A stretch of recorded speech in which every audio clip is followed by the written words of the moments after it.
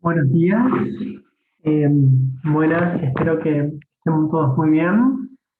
Eh, bueno, hoy vamos a terminar de ver un poco lo que habíamos comenzado en la clase pasada, esto es eh, analizar eh, el mercado, fundamentalmente el mercado de bienes y servicios finales. Y puntualmente habíamos terminado de ver y de eh, eh, introducir los conceptos de demanda, función de demanda, curva de demanda y sus equivalentes en términos de oferta. Oferta, función de oferta y curva de oferta.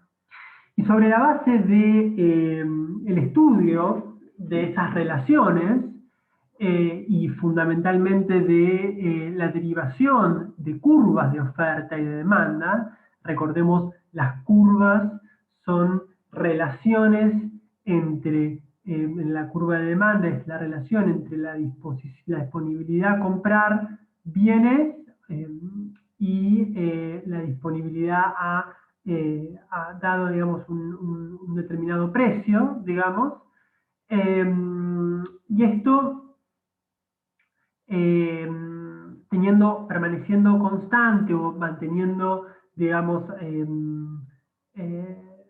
invariado el ingreso, la, las preferencias y el precio de otros bienes, ¿no es cierto? Que eran otros determinantes de la demanda, de la cantidad demandada que hayamos visto. La curva de demanda, siempre recordemos, hace referencia a la relación entre la cantidad dispuesta a consumir, a adquirir, perdón, y el precio de ese bien, manteniendo constante todo lo demás, vuelvo a recordar. Mientras que la oferta, la curva de oferta, mejor dicho, es la relación entre la disponibilidad de los productores a ofrecer un bien y para un determinado nivel de precio, ¿no? Manteniendo constante la tecnología, los precios de los factores de la producción, es decir, todos los otros determinantes de la curva de oferta, de la función de oferta, lo que hace la curva de oferta es relacionar cantidad a ofrecer o estar dispuesto a ofrecer y precios de la mercancía. Entonces, sobre la base de eso vamos a determinar lo que se conoce como, digamos, el objeto de estudio, digamos, de la economía, que son, digamos, es fundamentalmente el nivel de precios. Eh, y en este sentido, vamos a poner en relación, vamos a determinar los precios de equilibrio, aquel precio que hace que la cantidad que los individuos están dispuestos a consumir se corresponda a la cantidad que los productores están dispuestos a ofrecer para un nivel de precio, manteniendo constante el ingreso, las preferencias, el precio de otros bienes, el precio de los factores de la producción y la tecnología, manteniendo todos los otros factores constantes. Lo que se conoce como equilibrio en un mercado es aquel precio que hace que la cantidad demandada por los consumidores se iguale a la cantidad ofertada o ofrecida por los productores. Eh, y esto es muy importante, digamos, porque vamos a ver que este nivel de precios, digamos, este precio de equilibrio, es un precio, digamos, teórico, eminentemente teórico. Eso significa que no es que, digamos, cuando uno va al mercado, compra un pan en el supermercado, digamos, compra pan en el supermercado, lo está comprando al precio de equilibrio. No, en realidad el precio de equilibrio es una construcción teórica que nos sirve para marcar la tendencia hacia dónde los precios efectivos van a dirigirse. Digamos, la teoría económica no puede determinar el precio de la Coca-Cola de la vuelta de la esquina, porque ese precio está afectado, está influenciado por miles de factores que son extraeconómicos, que no son teorizables. Supónganse, eh, el día de la fecha, por ejemplo, quizás hubo una huelga de camioneros y la mercancía no pudo llegar a, al comerciante. Entonces, es claro que el comerciante ese día va a tener faltante y es muy probable que frente al faltante digamos, haya consumidores que estén dispuestos a pagar más para adquirir el bien y esto eleve el precio. Digamos. Lo mismo si estamos hablando de la verdulería, digamos, hay mucho de estacional, digamos, y de fortuito, si se quiere, en el régimen de lluvias, no siempre son constantes u homogéneos las temporadas, y esto hace que, bueno, que haya momentos en donde frente a una sequía, eventual sequía, los precios de determinadas frutas y verduras aumenten mucho y eso haga que, bueno, digamos, los precios se alejen de digamos, los precios que se caracterizan por ser las relaciones de intercambio bajo una circunstancia normal. Digamos. Eso hace que digamos, la infinita cantidad de factores extraeconómicos, ya sea por el lado de la oferta, ya sea por el lado de la demanda, hubo un cambio, como por ejemplo, ¿no? Sucedió de repente una pandemia y esa pandemia hace que las personas se vuelquen a comprar tapabocas. Bueno, eso incrementa la demanda de tapabocas muchísimo y gente que quizás en su vida pensó que iba a comprar un tapabocas, hoy está dispuesta a pagar fortunas para adquirir un tapabocas, un barbijo. Entonces, esos factores, que son factores impersistentes, que son factores fortuitos, que son factores, digamos, que no hacen al estado normal del mercado, eh, hacen que los precios generalmente se corran de esos precios normales de equilibrio, de los precios en que, digamos, comúnmente las cantidades ofrecidas por los productores se corresponden con las cantidades demandadas por los consumidores. Entonces, frente a esa circunstancia, lo que vamos a tener es, bueno, eh, los precios, supongamos que hay un exceso de, en este caso hay un exceso de oferta, porque supongamos que, eh, digamos, supongamos que hubo una huelga. Hubo una huelga y esa huelga, esa incapacidad, digamos, esa incapacidad de que la mercancía llegue al supermercado, hace que los precios de determinados bienes aumenten mucho. Y esto es lo que estamos viendo en el primer gráfico. En el primer gráfico tenemos la curva de demanda, que tiene pendiente negativa, la curva de oferta, que tiene pendiente positiva, como ya vimos en la clase pasada. Imagínense unas circunstancias en donde el precio aumenta, ya no es PE, sino que por una circunstancia pasa a ser P1. Bueno, en P1 se activan lo que se conoce como mecanismos de mercado que hacen que los precios tiendan al precio de equilibrio.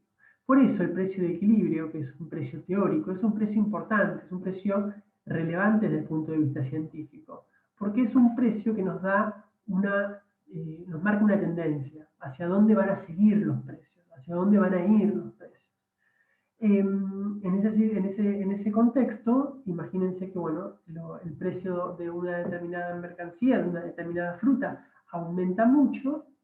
Ese aumento hace que, por un lado, haya consumidores que ya no estén dispuestos a adquirir la mercancía a ese precio tan elevado, entonces la demanda se disminuye, se resiente, y ahí vemos que, digamos, QE, que era la cantidad de equilibrio, cuando aumenta el precio, la cantidad demandada se disminuye a Q1D, mientras que por otro lado, frente a un incremento grande del precio, los productores, ¿qué hacen? Dicen, bueno, digamos, empecemos a producir más para poder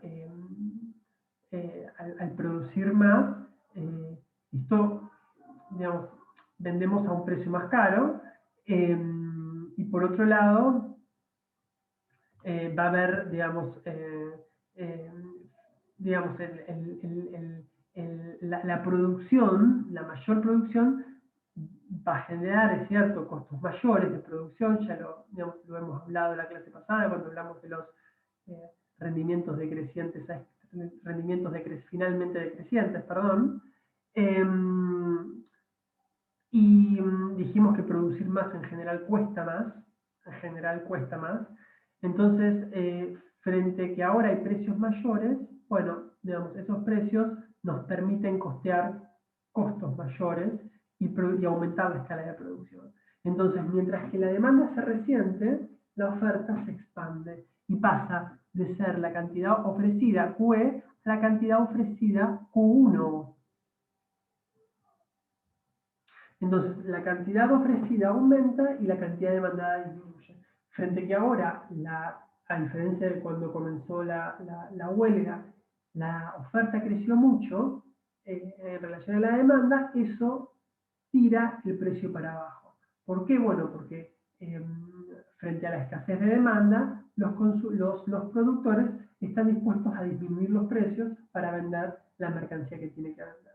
Entonces, eso hace que haya una convergencia hacia ese precio de equilibrio. Lo mismo si en vez de haber una situación, digamos, de exceso de oferta por una huelga, hay exceso de demanda. Imagínense una situación puntual en la que, de vuelta, la situación pandémica hace que todos nos volquemos a comprar barbijos. Frente a ese incremento, digamos, descomunal en la demanda de barbijos, la demanda, digamos, bueno, sí, acá estoy exactamente lo mismo que antes. Porque acá el precio de vuelta va a aumentar mucho. Déjenme pensar un caso para este segundo. Acá hay una caída. Claro. Entonces, pensemos en el caso de una lluvia, digamos, que genera un mejor... el caso del barbijo, quiero decir, es un caso muy parecido al de la huelga. Nada más que ahora el precio no sube porque falta mercancía, digamos, falta eh, eh, producto para vender, sino que en este caso aumenta mucho la demanda y eso hace que el precio se vaya para arriba. Entonces, eso genera exceso de oferta y el exceso de oferta tiende a disminuir el precio hacia el nivel de equilibrio. El gráfico de la derecha, digamos, es un gráfico que está dando cuenta de un exceso de demanda. Entonces, el exceso de demanda ocurre cuando el precio baja mucho. Entonces, pensemos el caso de digamos, una situación en donde llueve mucho el campo, frente a la gran llovizna, hay una gran cosecha de frutillas, y esa gran cosecha de frutillas en temporada hace que, bueno, digamos, la frutilla se la tiren por la cabeza, básicamente, con tal de venderla, y el precio baje mucho. Entonces, frente a una caída frente a tanta caída del precio, los consumidores van a ver que la frutilla está excesivamente barata. Va a haber muchos productores que antes no compraban frutilla, pero ahora ven que el precio de la frutilla está tan barata que compran, digamos, para hacer, digamos, para aprovechar la situación. Y mientras que los productores, frente al precio tan bajo de la frutilla y al hecho de que ya hay tanta, no siguen produciendo la frutilla. Entonces, el precio bajó mucho y los costos de producción, digamos, asociados a ese nivel de producto es muy bajo, entonces no tiene sentido seguir produciendo frutillas. Entonces, entre que la oferta aumenta mucho y la demanda se resiente, lo que tenemos es justamente cómo el exceso de demanda genera tendencias para de vuelta volver al equilibrio. ¿Por qué en este caso? Bueno, porque la gran demanda frente al precio tan bajo de frutilla y la oferta que se comienza a retraer, digamos, eso, digamos, potencia que el precio de las frutillas vuelvan al equilibrio. Perdón. Una de las cosas que vamos a ver es, digamos, bueno, cómo impactan cambios en los otros determinantes de la curva de demanda en este mercado, ¿no? En los mercados de bienes y servicios y en el equilibrio de bienes y servicios puntualmente. Entonces, lo que vamos a pensar ahora es un escenario en donde cambia, dado que nosotros bien dijimos que todos los otros factores, digamos, que afectaban a la curva de oferta y a la curva de demanda se mantenían constantes en este escenario, ¿no? Eran factores impersistentes los que cambiaban, eran factores que tenían que ver con, bueno, cambios, si se quiere, de circunstanciales asociados a la entrega de mercadería o asociados a una lluvia, digamos, o de un régimen de humedad del suelo que generaba una gran cosecha o digamos, una situación pandémica que aumentaba mucho que afectaba mucho el comportamiento de los consumidores, pero eran cuestiones transitorias, si se quiere. Ahora pensemos en situaciones más de cambios persistentes. Imaginemos que esos cambios persistentes se dan en los determinantes de la curva de demanda. Y pensemos que aumenta el precio de un bien sustituto. Si aumenta el precio de un bien sustituto, no un bien complementario, no el corrector, digamos, y la lapicera, que son dos, digamos, dos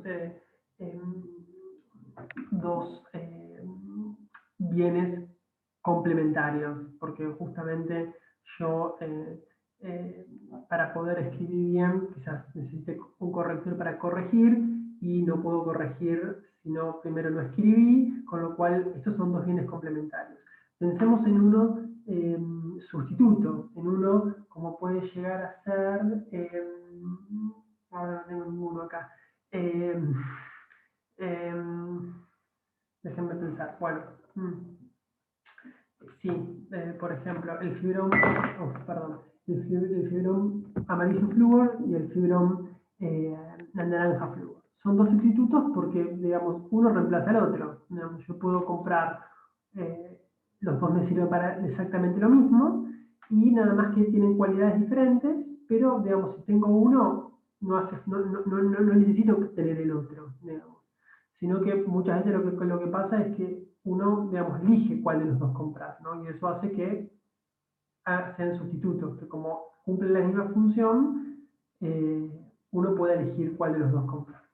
Bueno, pensemos que el precio de los fibrones naranjas flúor aumenta mucho. Entonces, ¿qué va a pasar con la demanda, digamos, del fibrón amarillo? Y bueno, las personas frente a un incremento del precio de ese bien se van a volcar a comprar fibrones amarillos. ¿Se entiende? Es decir, el aumento de un precio sustituto hace que ese bien deje de ser comprado y la demanda que antes canalizaba este bien, ahora la canalice este bien. Y esto genera una traslación de la curva de demanda. ¿Por qué?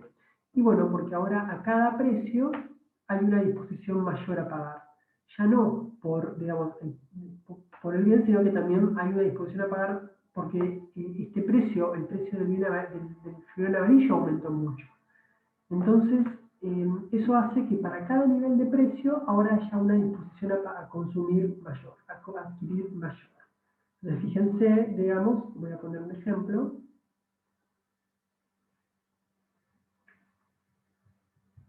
Fíjense, si el precio, digamos, si el precio hizo, digamos, del bien, que el fibrón rojo y el fibrón anaranjado suba mucho suba mucho el precio del fibrón anaranjado, y eso hace que la gente deje de comprar el fibrón anaranjado y ahora se vuelca el fibrón amarillo, se tiene que comprar un fibrón. Eso hace que ahora a cada nivel de precio del fibrón amarillo haya una cantidad de individuos que estén dispuestos a comprar más que antes, porque ahora el mercado del fibrón amarillo se amplió, ya no es para la misma cantidad de gente, sino que ahora es para un universo más grande. La gente que dejó de comprar fibrón anaranjado y ahora compra fibrón amarillo. Entonces, cuando el precio, digamos, cuando frente a un incremento del precio, por ejemplo, le vamos a poner acá 16, antes la cantidad, cuando el precio del fibrón anaranjado no había subido y la demanda de ese sector seguía canalizada en ese bien, digamos, en ese mercado, la cantidad dispuesta a consumir de fibrón amarillo era, digamos, una determinada cantidad a 16 pesos. Ahora, fíjense, es una cantidad mucho más grande, porque ahora ya la gente no quiere, digamos, no solo compra fibrón amarillo, sino que porque necesita fibrón amarillo. Compra fibrón amarillo porque no puede comprar fibrón anaranjado. Y eso hace que a cada nivel de precio, ahora la cantidad demandada de fibrón amarillo sea mayor. Y eso hace que haya un nuevo equilibrio, porque así como antes, digamos, el precio cuando era 10, que era el precio de equilibrio, cuando el fibrón anaranjado no había subido su precio, ahora a 10 la gente ya no está dispuesta a consumir 100 unidades de fibrón amarillo, sino que está dispuesta a consumir 150 unidades de fibrón amarillo.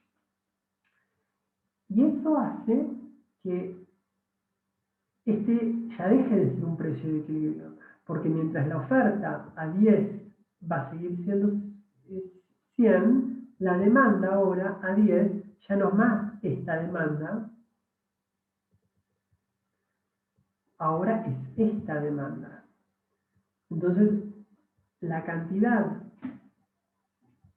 adquirida, digamos, la cantidad que los individuos están dispuestos a adquirir de fibrón amarillo ya no es 100 a 10, sino que son 150.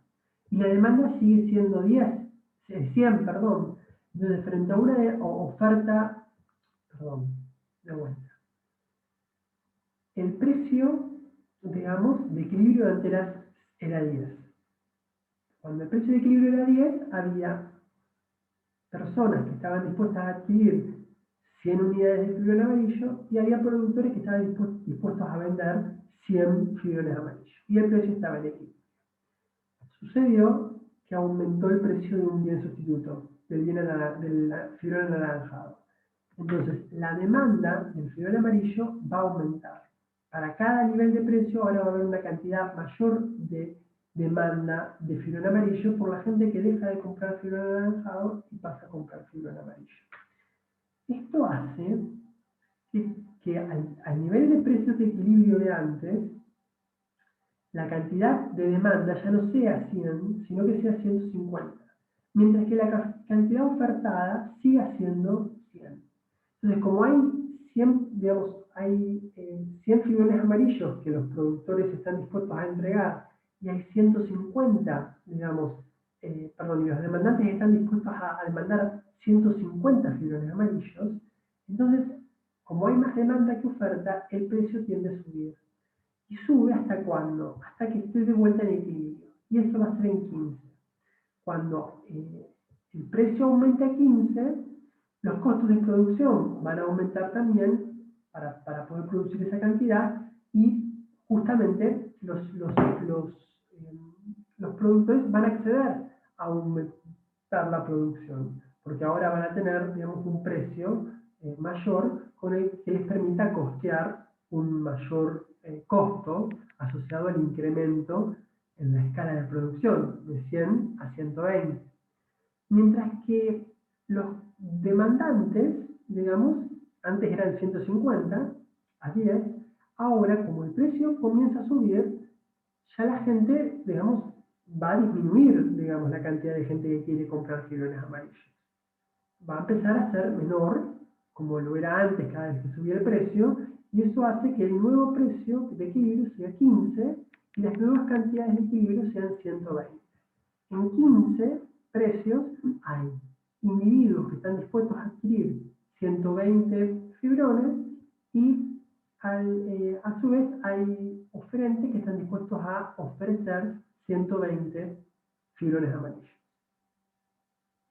Lo mismo, por ejemplo, si ahora si en vez de un cambio en la curva de oferta, de demanda, perdón, hay un cambio en la curva de oferta, fíjense. Lo que cambia es la que tiene la pendiente positiva. Antes lo que había cambiado es la traslación de la que tiene pendiente negativa. Ahora lo que cambia en el otro gráfico, el gráfico B, es la disminución de la curva de oferta. Y eso se da, por ejemplo, en un contexto en donde, por ejemplo,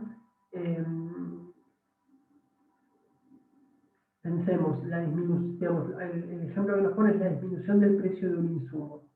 Entonces, ¿qué sucede? Sucede que cayó el precio de un insumo básico, de una mercancía necesaria para producir la mercancía fibrones amarillo, cayó el precio de la tinta amarilla. Entonces, los productores antes estaban dispuestos a ofrecer, frente a un precio de equilibrio de 10, estaban dispuestos a ofrecer esta cantidad de fibrones amarillos. Ahora, como el costo de producción cayó porque cayó el precio de un insumo, ya no se requiere este precio para, digamos, ya a este precio se puede costear una escala de producción mayor, porque cayó el insumo, el precio de un insumo, cayó el costo de producción.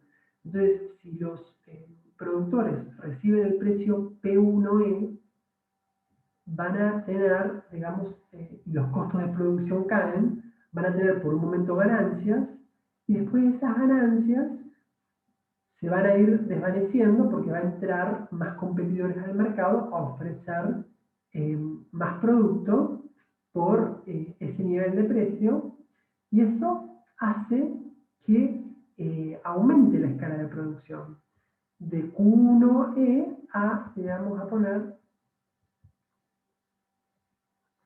Q3E, perdón, Q3O. Fíjense, a los nuevos costos de producción, como el costo de producción cayó y el precio siguió constante, entonces los oferentes tienen ganancias extraordinarias y entran competidores al mercado y comienzan a producir más, ¿no? Cuanto más, bueno, lo que sea para compensar ese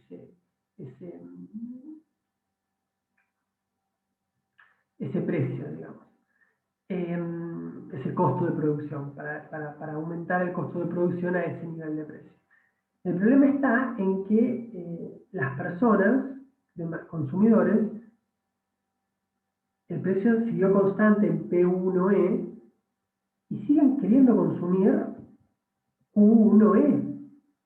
La demanda sigue siendo Q1E a ese precio, fíjense. La demanda, que es esta, a ese precio sigue siendo Q1E.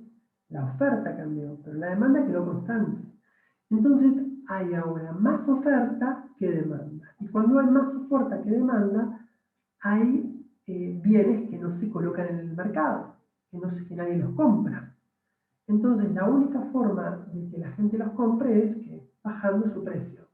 Y los productores están dispuestos a vender esa mercancía Q3O a precios más bajos, y eso hace que el precio baje ¿hasta dónde? Hasta un nuevo equilibrio, que es este P2E, a la que, digamos, el nuevo equilibrio va a ser exactamente la vieja curva de demanda, que no cambió, con la nueva curva de oferta, que sí cambió frente a la disminución en el precio de los insumos. Esto puede llegar a ser difícil, implica muchas lógicas que quizás son difíciles de comprender ahora. Lo que yo les pido es que ustedes lean el manual y, bueno, en todo caso, me hagan las preguntas eh, que tengan. Sería bueno que piensen, por ejemplo, cuál va a ser el precio de equilibrio. Fíjense que cuando aumentó la demanda, por el aumento en el precio del bien sustituto, eh, el precio de equilibrio pasó de 10 a 15. Y cuando aumentó la oferta, el precio de equilibrio pasó de P1E a P2E, que es menor, ¿no? Entonces, sería bueno, a mí me gustaría que ustedes piensen, por ejemplo, cómo sería una situación, cómo se afectaría el precio de equilibrio si las preferencias del bien caen de forma tal que disminuye la cantidad demandada para cada nivel de precio. Entonces, en vez de tener esta demanda, ahora tendrían una demanda así. Y también me gustaría que piensen, por ejemplo, una situación en la que eh, es difícil este caso, no, digamos, no quiero poner de vuelta el aumento del precio del insumo, que sería exactamente lo contrario de lo que hicimos. Ahora me gustaría que ustedes revisen el caso que haya un retroceso técnico. Y frente al retroceso técnico, para cada nivel de producción, los costos ahora de producción aumentan y eso hace que la curva de oferta, en vez de desplazarse para abajo, y para que, de forma tal que para cada nivel de precio los productores estén dispuestos a ofrecer más, ahora con un retroceso técnico, a cada nivel de precio los productores están dispuestos a ofrecer menos. Es decir, para ofrecer lo mismo que ofrecían antes, ahora demandan precios más altos. Me gustaría que lo piensen y que lo discutamos. Ya sea que me lo pregunten por el foro o que me lo pregunten en clases de consulta, pero esto es un tema que es importante, el tema de precios de equilibrio y cambios en los determinantes de las curvas de oferta y demanda. Perdón, los cambios en los determinantes de la función de oferta y demanda.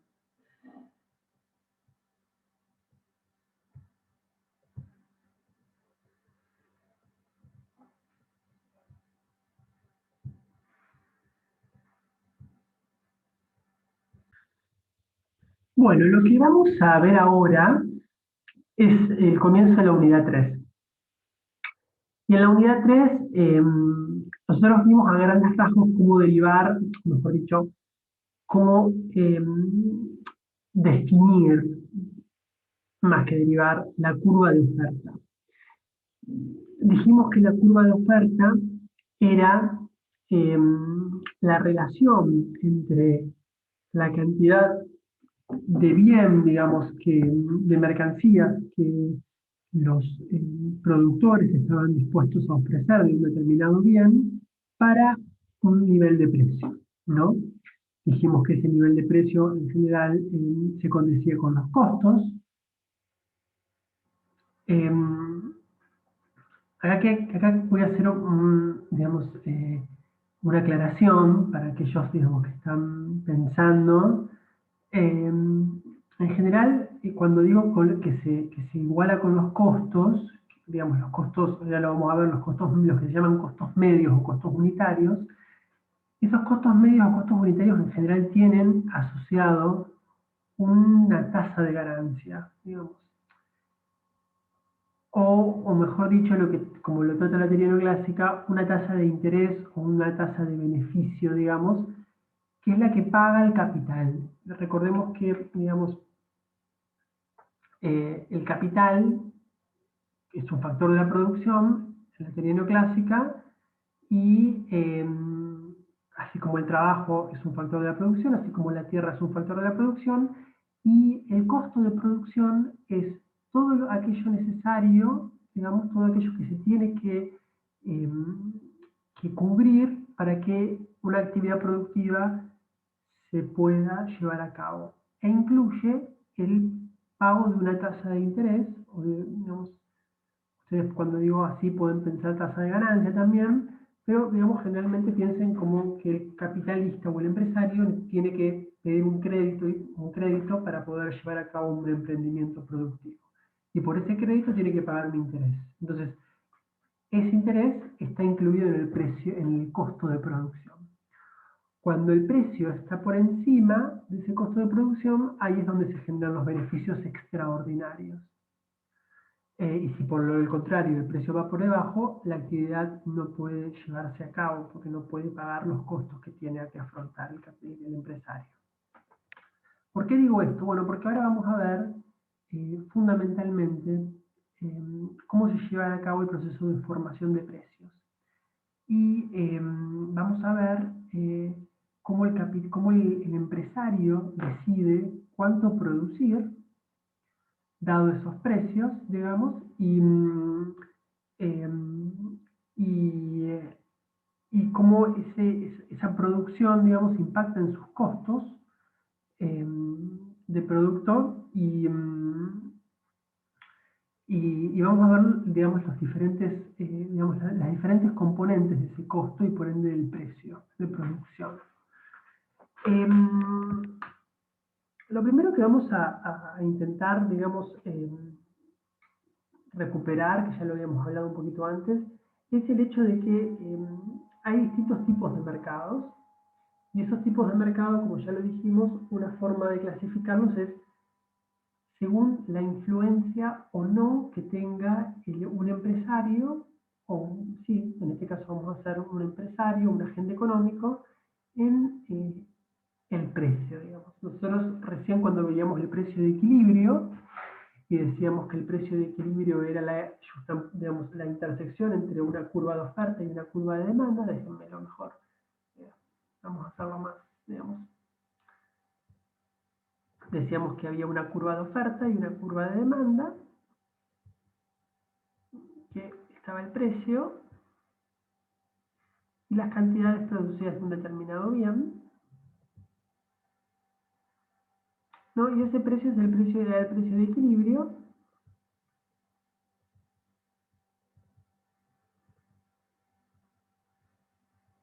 un poquito, bueno, este es el precio de equilibrio, donde acá las cantidades ofertadas se igualaban a las cantidades demandadas y ese era el precio de equilibrio. Ahora bien, este precio, fíjense que es la resolución, o mejor dicho, el producto, el resultado de la interacción de una curva de oferta que tiene todas la oferta de tal y como lo habíamos planteado antes, digamos, esa curva de oferta es la suma de todas digamos, de todas las curvas de ofertas individuales, ¿se acuerdan? Y esta curva de demanda también es la curva de la suma de todas las demandas individuales. Y en principio, este precio de equilibrio, no hay nadie que tenga influencia de manera directa en este precio. Este precio es resultado de la interacción de esta curva de demanda con esta curva de oferta. No es que es producto de la decisión de un agente económico particular. Esta forma de fijación de precio, de esta forma en términos de oferta y demanda, es la típica, digamos, digamos, en la que no hay influencia en las curvas de oferta y de demanda por parte de ningún agente económico, es lo que se conoce como es como se conoce un mercado de competencia perfecta. Es decir, no hay poder de mercado y todos los productores y los consumidores toman este precio y llevan a cabo sus transacciones en base a este precio, que es el precio de equilibrio, ¿no? Los agentes económicos toman sus decisiones de producción y de consumo en contextos en que tales decisiones no afectan los precios. Y es digamos, este tipo, digamos, de mercados es un mercado, digamos, en donde no, muchos lo llaman competencia perfecta porque se requiere que haya, o por lo menos la teoría neoclásica necesita que haya infinitos oferentes e infinitos demandantes, pero en realidad a mí me gusta hablar mejor de competencia más que de competencia perfecta. para hacer alusión a la ausencia de barreras a la entrada. Ausencia de barreras a la entrada.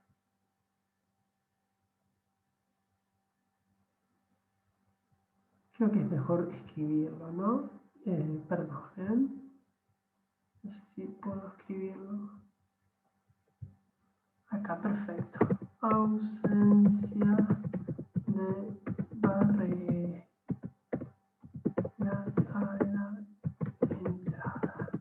a la entrada en el mercado, ¿no? Esto es a lo que hace alusión la competencia. La competencia imperfecta o competencia oligopolística en general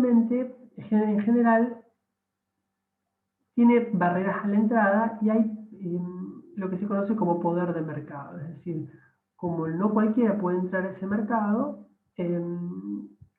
lo que sucede, lo que termina sucediendo es que quienes entran tienen algún tipo de poder, digamos, en la decisión del precio, ¿no?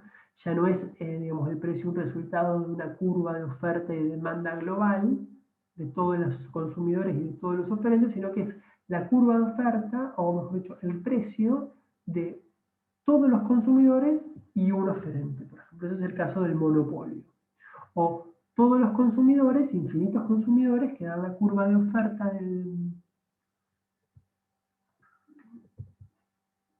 esta es la curva de demanda, que es la suma de todas las demandas, ¿no? Le vamos a poner demanda total, y acá también demanda total. Pero esta, a diferencia de esta curva de oferta, que es la curva de oferta, digamos, también total, esta es una curva de oferta individual.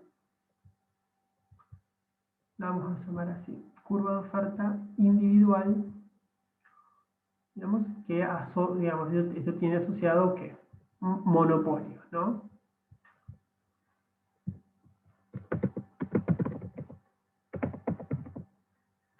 Un oligopolio, un duopolio,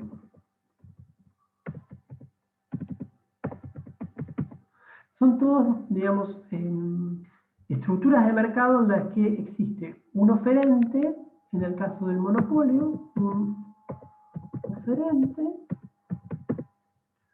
dos oferentes que compiten entre sí, pero tienen influencia en los precios, porque es poca la, digamos, porque controlan la oferta, en definitiva, dos, o algunos N oferentes, en el caso pocos, en el caso del oligopolio.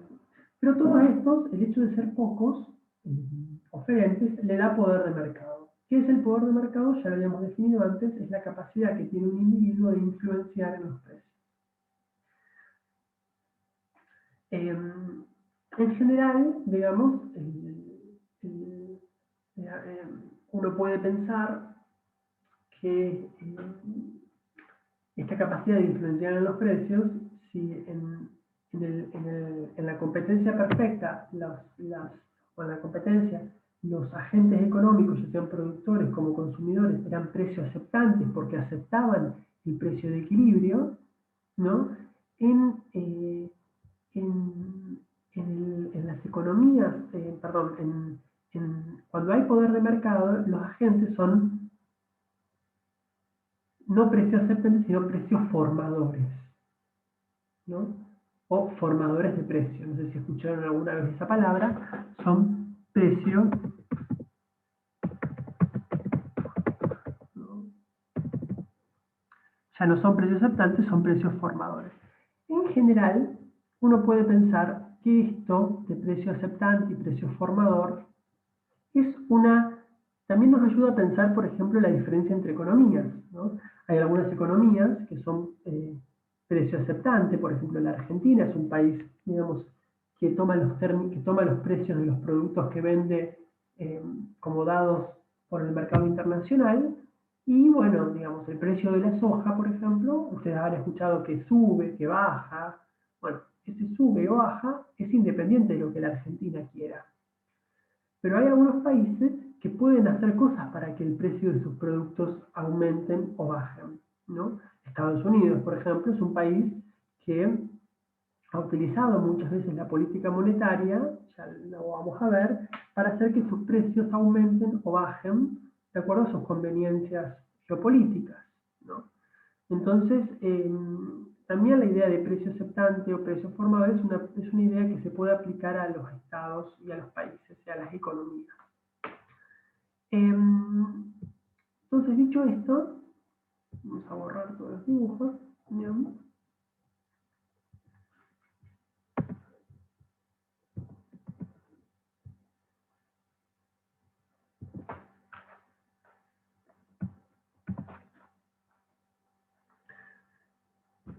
Vamos a estudiar, digamos,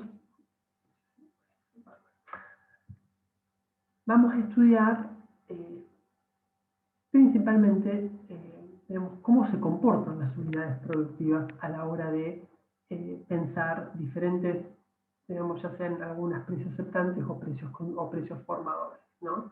Entonces, tal como lo vimos en el flujo circular de la renta, las unidades productivas tienen un rol central en la economía porque son las que producen bienes y servicios, producen insumos también, ¿no? Es decir, producen bienes y servicios finales o bienes y servicios insumos. Son, digamos, las productoras de las mercancías que permiten satisfacer las necesidades de las familias. Entonces, la pregunta que vamos a ver un poco es entender, bueno, qué guía, digamos, la acción de las empresas a la hora de pensar cuánto producir, ¿no? Y la idea que nos va, digamos, que yo quiero que ustedes entiendan un poco más, es que generalmente las empresas deciden cuánto producir, cómo producir o dónde producir, de acuerdo al principio de maximización de beneficios. Es decir, la empresa busca maximizar los beneficios que obtiene por el capital invertido eh, y en ese sentido decide cuánto producir, ¿no? Y la maximización de beneficios, yo les dije recién que los beneficios, digamos, les estoy hablando fundamentalmente de los beneficios extraordinarios, ¿no? Entonces, cuando el precio de un bien sube por encima de su costo, la empresa busca producir más porque tiene una ganancia extraordinaria. El precio es mayor al costo de producción. Cuando el precio está por debajo, la empresa se retira y produce menos porque justamente el precio, digamos, está por debajo del costo de producción y no permite pagar salarios, rentas, tasa de interés, no permite pagar todo eso que el empresario tiene como costo. Entonces, uno puede pensar que la lógica que sigue el capitalista, sobre todo, digamos, cuando es, digamos, en un contexto, por ejemplo, de tomador de precios, en donde el precio está fijo, es que es intentar minimizar el costo, porque si minimiza el costo, así tiene una tasa de ganancia, digamos, perdón, tiene una ganancia entre el precio que percibe y el costo. Entonces, si no puede aumentar los precios, lo que seguro va a querer hacer es disminuir sus costos de producción. Y esto lo hacen todos, digamos, independientemente si sean, digamos, precios aceptantes o price taker o price, digamos, perdón, precios aceptantes o precios formadores. En inglés, precios aceptantes se conoce como price taker y precios formadores se conoce como price maker. Por eso a veces me van a ver hablando en estos términos. Pero en general, todas las unidades productivas lo que van a querer es minimizar los costos de producción dados los precios, ¿no? Entonces, por ejemplo, adoptando una tecnología más eficiente, disminuyendo salarios, buscando disminuir salarios, siempre van a intentar eh, tener un mayor beneficio por el capital, digamos, en la actividad económica que están llevando a cabo. Entonces, la organización del proceso productivo puede ser tal que la combinación de factores, digamos, sean fijas o variables, y en ese sentido, en realidad lo que estamos diciendo es que el costo de producción va a variar a veces o no, dependiendo de la cantidad producida. Yo les dije que la empresa quiere minimizar costos y el tema está en que muchas veces esos costos aumentan o disminuyen de acuerdo a la cantidad que producen las empresas. Si las empresas, por ejemplo, tienen costos, digamos, lo que le cuesta producir este fibrón es independientemente si produjo solamente este fibrón o produjo 20 fibrones, ¿no? Entonces, se lo vamos a ver, lo que se conoce como el costo medio, el costo unitario de producción, el costo por unidad de producto se mantiene constante, o hay momentos en donde el costo unitario, digamos, el costo que le cuesta a la empresa producir cada unidad de producto, aumenta a medida que aumenta la producción o a veces disminuye a medida que aumenta la producción. Entonces, y eso es algo importante a la hora de pensar esto de minimizar costos de producción. En general, digamos, vamos a ver, digamos, el concepto de coeficientes técnicos, que el coeficiente técnico es una medida de cómo aumentan, cómo es el impacto en los costos de producción de decidir producir 20 o decidir producir 50 unidades, ¿no? Es decir, cómo variación en la escala de producción es la cantidad producida, afecta a los costos de producción. Y para eso uno estudia lo que se conoce como coeficientes técnicos que pueden ser fijos o pueden ser variables. Por ejemplo, el coeficiente técnico es una medida entre la cantidad, por ejemplo, la cantidad de trabajadores, la cantidad de máquinas que utilizan los trabajadores, el producto, digamos, que producen los trabajadores, y el coeficiente técnico está en realidad la inversa de esto, el producto medio, por ejemplo, del trabajo. También puede ser el producto medio de las máquinas, ¿no? Lo que uno hace es, lo voy a poner acá, permiso, voy a poner esto.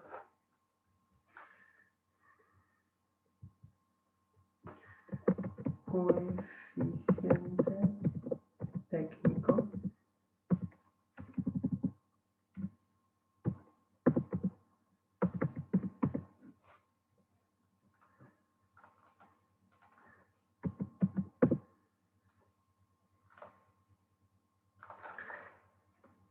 Lo que dice el coeficiente técnico es una medida que lo que hace es calcular, digamos, por producto cuánto trabajador se requirió para producir esa cantidad de producto, ¿no? Entonces, en este caso, bueno, no contratamos ningún trabajador, y al no contratar ningún trabajador, tampoco contratamos máquinas para que trabajen, y tampoco producimos nada, entonces claramente la producción no va a existir, digamos. Ahora, si contratamos un trabajador, perdonen, lo voy a sacar esto. Si contratamos un trabajador, fíjense, y tenemos que contratar una máquina para que ese trabajador trabaje, producen 10 fibrones amarillos. Entonces, lo que se conoce como coeficiente técnico es justamente la división entre la cantidad de medio de la producción, en este caso, por ejemplo, el coeficiente técnico del trabajo, acá voy a poner trabajo,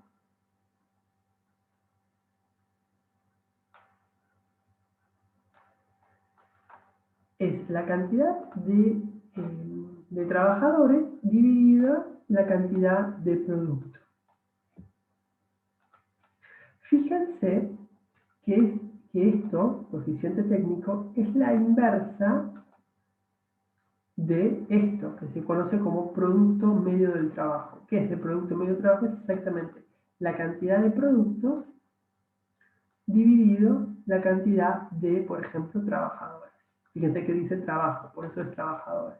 Acá también tranquilamente podría decir máquinas, y en todo caso se calcula. O sea, en vez de hacer 10 dividido un trabajador, se hace 10 dividido una máquina, y nos da exactamente lo mismo en este caso, porque hay una relación fija en donde por cada trabajador se requiere una máquina. Esto es exactamente lo inverso de lo que tenemos acá, el coeficiente técnico.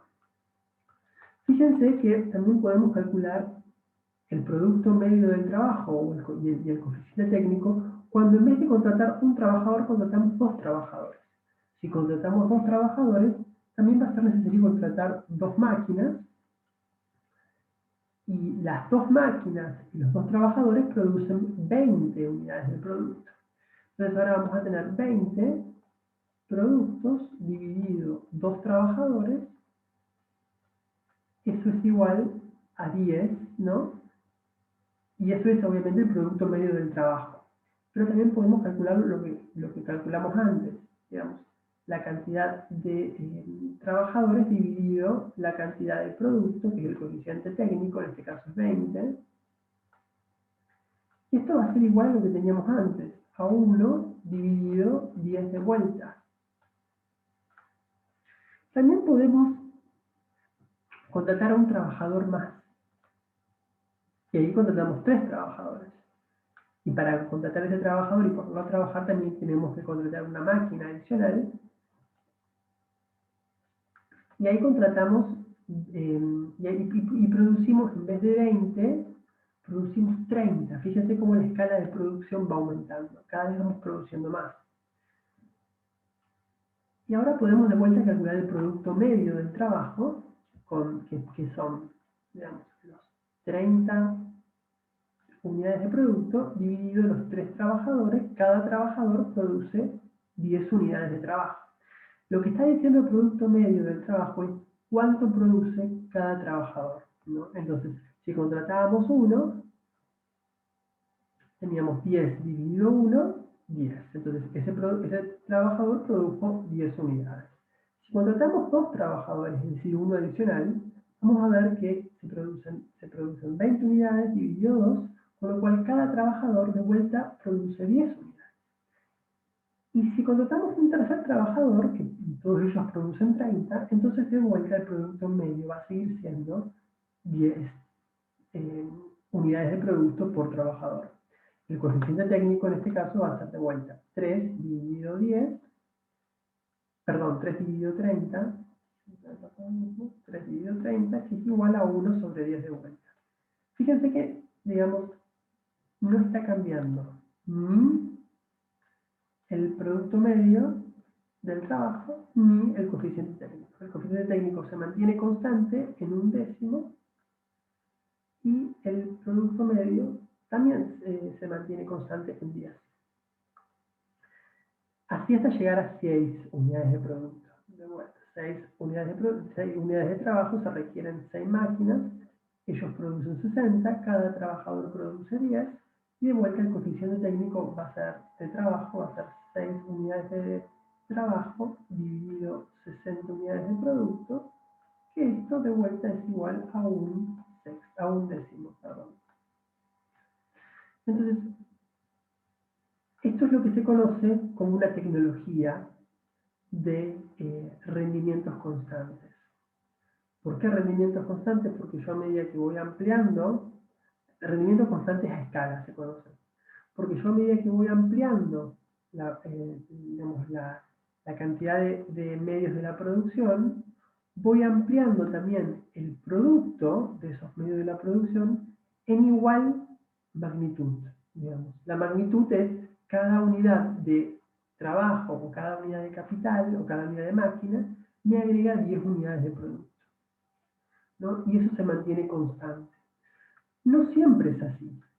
Digamos, hay situaciones en donde, por ejemplo, en vez de producir, digamos, comenzamos a producir 10 y en vez de producir 10, pasamos a producir, en vez de producir 20, cuando agregamos una unidad de trabajo y una unidad de capital, tenemos 2 unidades de trabajo y 2 unidades de capital, en vez de producir 20, podemos llegar a producir 15. Y ahí fíjense que la cantidad de trabajo, de producto medio de trabajo, cambia, porque tendríamos 15 ya no sería 10, fíjense, sería 15 dividido 2, que esto es 7.5. Y el coeficiente técnico también cambiaría. Antes era 1/10, ahora es 2/15, que es igual de vuelta a 1/7. Entonces ya 1/7 es mayor a 1/10, ¿no? Entonces, a medida que, por ejemplo, y así si aumentamos a un tercer y contratamos un tercer trabajador, y para ese tercer trabajador le contratamos una máquina, en vez de producir 30, podrían producir, por ejemplo, 18. Y si produce 18, tenemos una situación en donde el producto medio del trabajo ya no sería, fíjense, ya no sería 10, sería 18 dividido 3. Y esto es 6. Fíjense cómo va cayendo el producto medio del trabajo. Y va aumentando,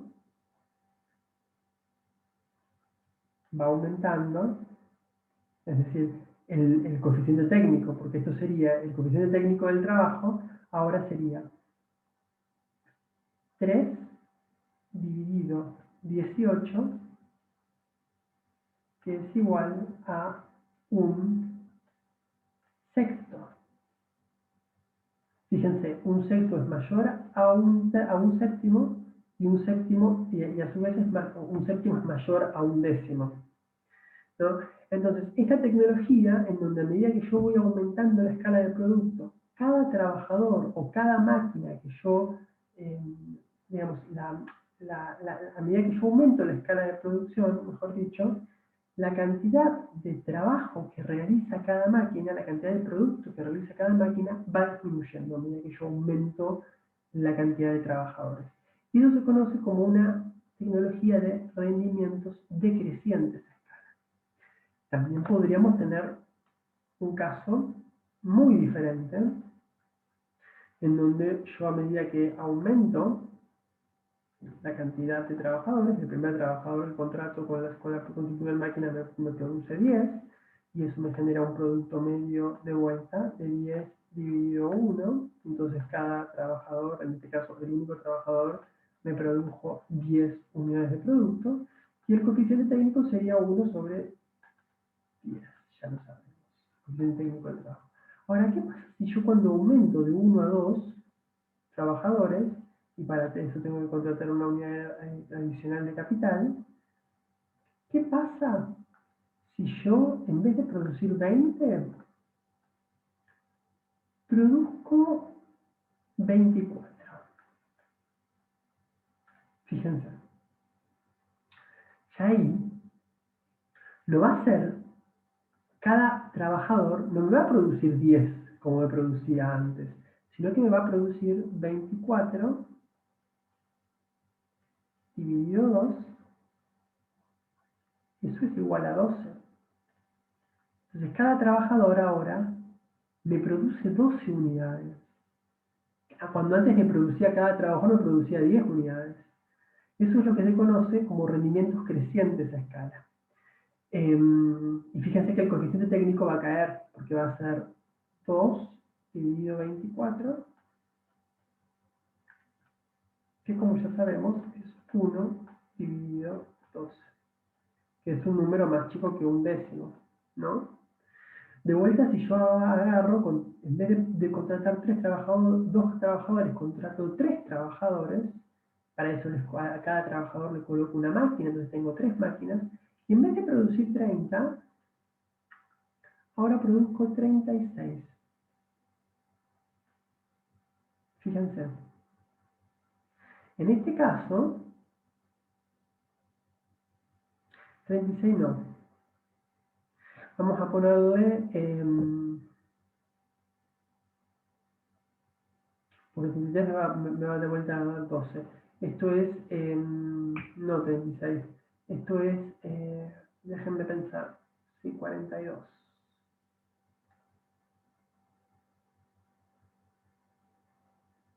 No, vamos a hacerlo con...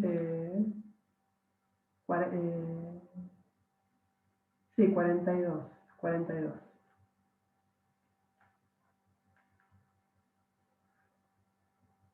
Creo que sí, 42. Claro, 42, en vez de, ahí tendríamos 42 dividido 3, eso es igual a 14. Entonces, cada trabajador de esos 3 trabajadores me produjo 14 unidades, cuando antes un único trabajador me producía 10 unidades. Y cuando le colocaba otro trabajador trabajando al lado, cada trabajador me producía 12. Ahora que son 3, cada trabajador me produce 14. Cada trabajador se vuelve más productivo. Y eso es lo que se conoce como rendimiento creciente a escala. Lo mismo, el coeficiente técnico va disminuyendo. Ahora tenemos 3 dividido 42 y esto es igual a 1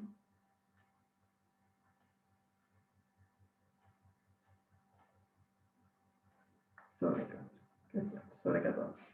a un 14avo. Y así podemos seguir aumentando, digamos. Esto es lo que, digamos, esto es un caso particular. Eh, Podemos pensar, digamos, el caso de donde 4 son 60, por ejemplo, ¿no? Y el coeficiente, el promedio de trabajo, el producto medio del trabajo sería 60 dividido 4, y esto es 15. Entonces cada trabajador me produciría 15 unidades, cuando antes me producía 14, cuando antes me producía 12, cuando antes me producía 10. Cada trabajador, a medida que yo aumento la escala de producción, se va volviendo más productivo. Y eso es lo que se conoce como una tecnología que a medida que yo aumento la cantidad de producto y tengo que contratar más trabajadores y poner más capital, cada trabajador se convierte más productivo, digamos. Es una tecnología, ya la vamos a ver, son muy típicas de los monopolios de este tipo de tecnología. Eso sería 15.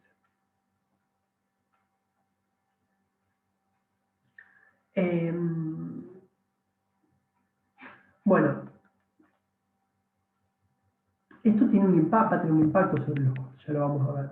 Cada vez que si yo tengo un trabajador que cada vez es más productivo, eh, a medida que yo le coloco más capital y más trabajadores trabajando al lado, entonces es muy lógico que el costo de lo que me cuesta cada vez producir vaya disminuyendo, ¿no? Mientras que yo tengo un trabajador que, por el contrario, cada vez que yo le aumento los compañeros que trabajan al lado y cada vez que, digamos, que lo pongo a compartir con otros trabajadores, cada vez se vuelve más improductivo, eso me va a generar que los costos cada vez sean crecientes a medida que yo aumento la cantidad de producto producido. Por eso, digamos, esto es, digamos, es importante tenerlo en cuenta a la hora de pensar los costos de producción. Perdón, esto ya lo vimos. Acá tenemos, bueno, digamos, un gráfico, digamos, este es el caso del costo de producción, los rendimientos constantes a escala, donde fíjense que la pendiente de esta curva, digamos, del producto total, a medida que yo aumento la cantidad de trabajadores, es constante, aumenta cada vez en 10, a medida que yo aumento un trabajador y esto me aumenta en 10 la producción. Aumento a 2 trabajadores, 20. Aumento a 3 trabajadores, 30. En el caso de los rendimientos crecientes a escala, perdón, en el caso de los rendimientos decrecientes a escala, yo en vez de tener esta línea recta, tendría algo así, en el caso decreciente. Y en el caso creciente, tendría algo así.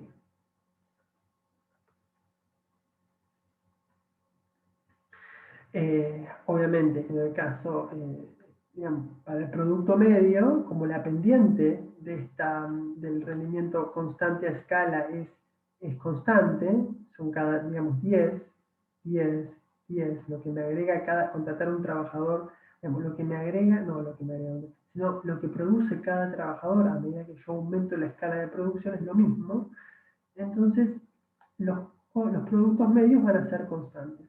Si fuese, por ejemplo, una situación de rendimientos decrecientes, entonces tendría un caso así, digamos, una pendiente que sería una línea recta, pero con pendiente negativa,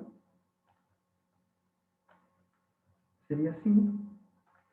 En el caso de tener un rendimiento de creciente a escala, tendría una línea recta hacia el producto medio, ¿no? Esta línea recta obviamente está asociado a el producto medio está asociado a una situación en la que obviamente la curva de costos de producto total es así, ¿no? Y en el caso en que la curva de producto total sea así, perdón,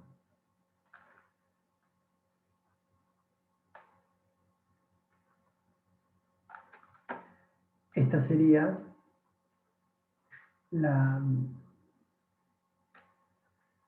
la curva de costo medio. Esta obviamente la constante es la que tiene pendiente constante, ¿no? Entonces, ustedes pueden graficar, pueden intentar graficar los tres casos que yo les di y ver cómo cambia el producto medio a medida que ¿se acuerdan que les decía que el producto medio, en el caso de los rendimientos constantes a escala, se quedaba constante, el producto medio del trabajo, cuando había rendimientos decrecientes, iba decayendo, de 10 pasaba a 7,5, de 7,5 pasaba a 6, de 6 pasaba a 5.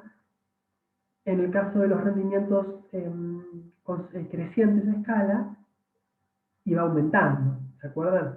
El producto medio del trabajo pasaba de 10 a 12, de 12 a 14, de 14 a 15, y así iba creciendo. Bien.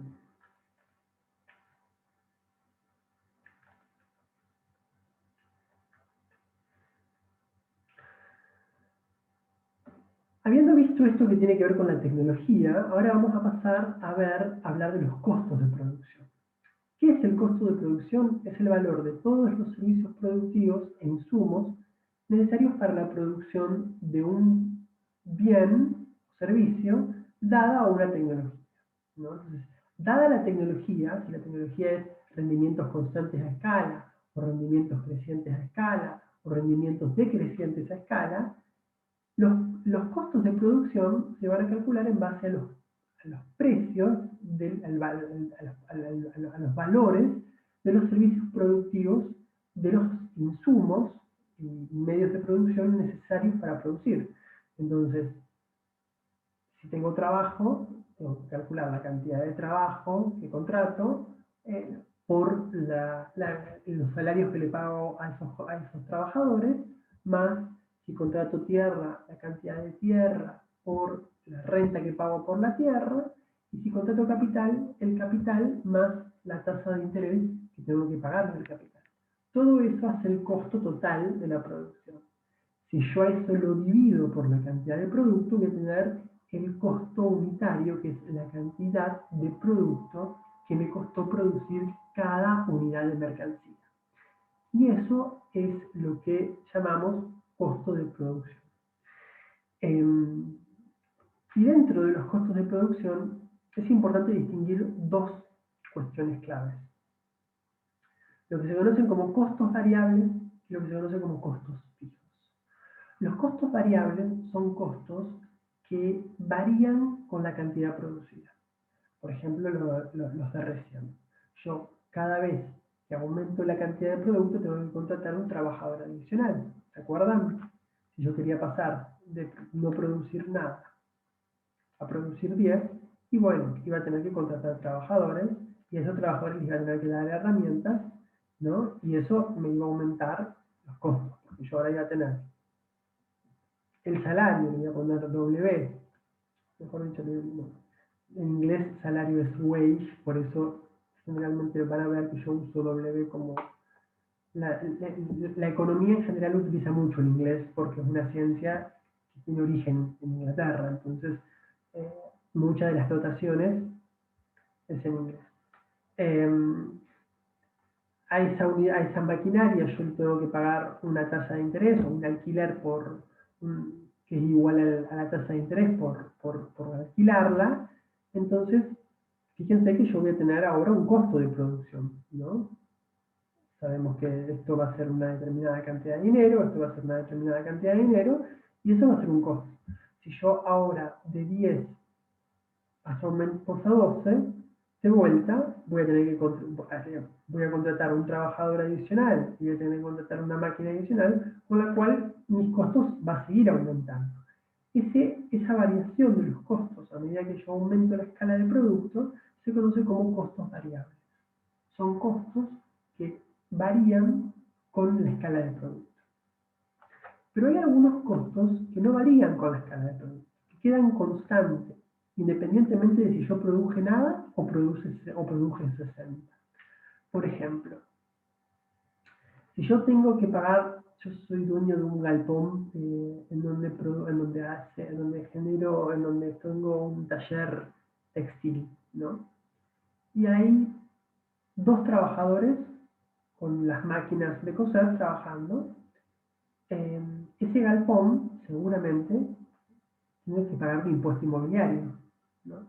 Tiene que pagar un impuesto por un ABL, por barrido de limpieza, tiene que pagar tiene que pagar agua, tiene que pagar luz. eh, bueno, el agua sobre todo la luz puede llegar a variar con la cantidad de consumo, pero hay cosas que las tengo que pagar independientemente de si yo produzca o no produzca nada. Eso se llama costo fijo. Son costos que yo tengo que afrontar independientemente de las cantidades producidas, ¿no? Lo último que vamos a ver hoy, que es importante, es vamos a calcular los costos. Yo les dije recién que, por ejemplo, cuando yo contrataba 2 trabajadores con 2 máquinas, y bueno, yo iba a tener que pagar, iba a tener que afrontar un costo mayor, porque bueno, eso es lo que se conoce como costo total, ¿no? El costo total es la cantidad de trabajadores que contratás por el salario que les pagas a esos trabajadores, más la cantidad de maquinarias que adquirís por el precio de las maquinarias, más los impuestos inmobiliarios, los impuestos que tenés que pagar independientemente de lo producido. Todo eso es el costo total, es los costos que tiene que afrontar una empresa. Todos los costos. Una suma de valor. Ahora, yo puedo calcular cuánto de lo que produje, digamos, cuánto me salió producir cada unidad de lo que produje. Y para eso, lo que yo hago es ese costo, que yo lo pagué todo, lo divido por la cantidad de producto. Y así me va a decir cuánto de ese costo, digamos, me salió producir una unidad, o digamos, cada unidad de producto que yo produje. Eso es lo que se conoce como costo medio. Es la suma del costo total, el costo total de vuelta, son los costos variables más los costos fijos.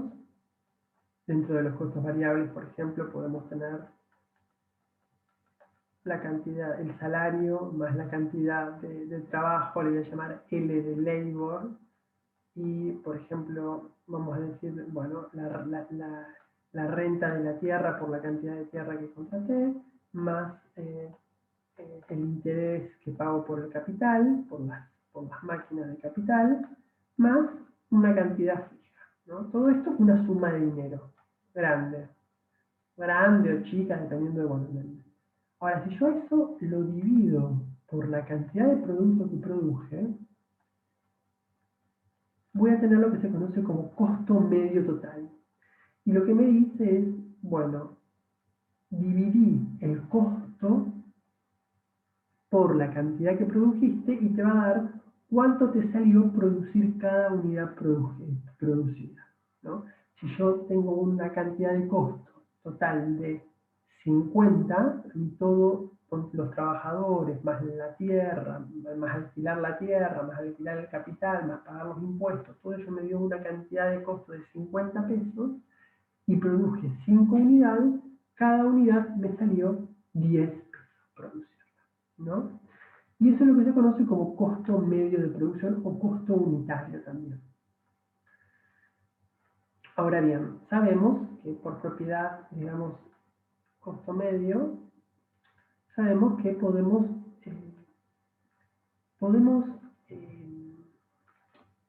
aplicar la propiedad distributiva y agrupar, digamos, lo que se conoce como el costo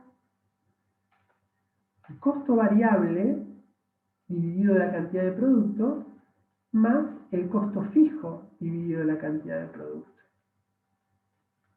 Acá dentro del costo variable, recordemos, está la tierra, el trabajo, la tierra, el trabajo y el capital, todos los trabajadores que contraté por los salarios que le tengo que pagar, toda la tierra que contraté por la renta que tengo que pagar por la tierra, todo el capital que contraté por la tasa de interés que tengo que pagar, todo eso dividido la cantidad de producto.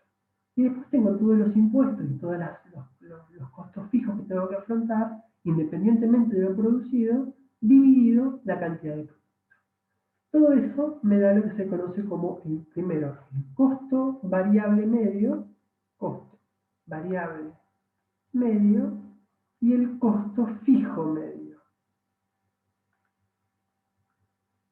Nosotros vamos a ver cómo varía esto a medida que aumenta la cantidad producida y cómo varía esto a medida que aumenta la cantidad producida.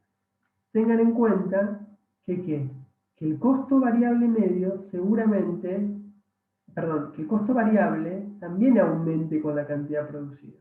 A medida que yo aumento esto, seguramente esto va a tender a aumentar, porque yo voy a tener que contratar más trabajadores, más tierra, más capital.